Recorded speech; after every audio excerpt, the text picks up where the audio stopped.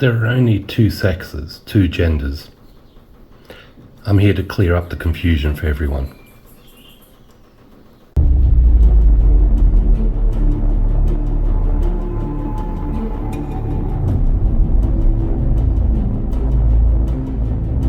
Good morning, everybody, and welcome back to Walking the Blunt Blade. I'm going to do something that's possibly highly offensive to, I'd like to think, a majority of the population.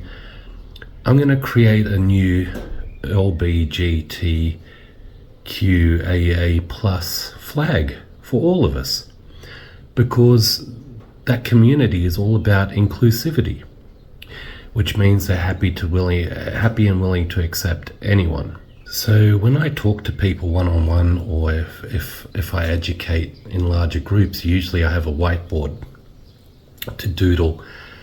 And that's kind of what I am. I'm a doodler. And I'm going to put up some examples of that, just some of the one-on-one scribbles I've done with people to try and, defog their mind. Sometimes when people are confused, it helps to see a diagram or a doodle. Now, I'm by no means responsible for all of the theories, but I have theories on top of theories and use that when I talk to people. Colors are highly subjective. I, of course, have my favorite colors.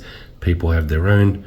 I personally don't care about the colors because, again, it's subjective. I've just used colors that I had lying around the house.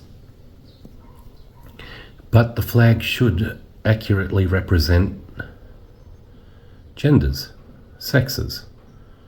And there's only two dominant genders, sexes, being female and male. No ifs, no buts, it's just facts at the end of the day.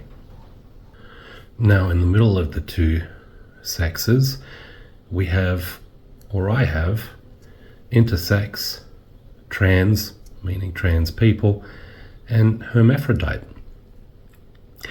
Now, going by your understanding of these terms and words, intersex people are people, they say, naturally can change from one gender to another. I'm not sure about the natural so much. I think it has, personally, my own view, has a lot to do with what we eat. But I've seen it lots. So females might have an over amount of testosterone. Males might have higher levels of estrogen. That's fine.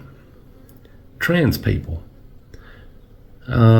regardless of the arguments and the thoughts behind it, it's a person that wants to transition from one sex to another. Is that 100% possible? No, because it can't be. It's impossible. But I'm happy for those people, and again, it's about two sexes, male or female. It's about people identifying where they want to be in life and what they're comfortable with, and it's their own life. So if you want to turn from a girl to a boy or a boy to a girl, I'm happy to label you as such. However, don't be using opposite sex toilets until you've had full operations. That leaves us with the hermaphrodite, which is people naturally born with two reproductive systems or two lots of genitalia. Now, the reason I've listed those things as part of our pride flag, our new LGBTQ plus community flag, is because we will have people in the middle determining what gender they're going to work or be at. So intersex doesn't necessarily mean males with estrogen or higher levels of estrogen will choose to be a girl, but they'll decide that for themselves. You have the term trans woman and trans man for a reason. They will either choose to be male or female. And likewise, hermaphrodites will choose to live one way or the other. So that's the new flag, and it's logical. It's not subjective. It's all inclusive. I like it, and you're welcome. What we can't have as part of that flag is non-binary groups. There's no such thing as being non-binary. We cannot have people choosing to be plurals. You can't be they or them, nor should we have to change the language for anyone. Even hermaphrodites don't insist on being called they or them.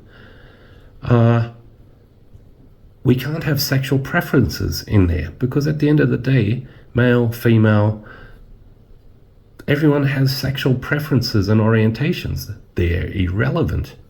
Whether you're gay, lesbian, heterosexual, whatever.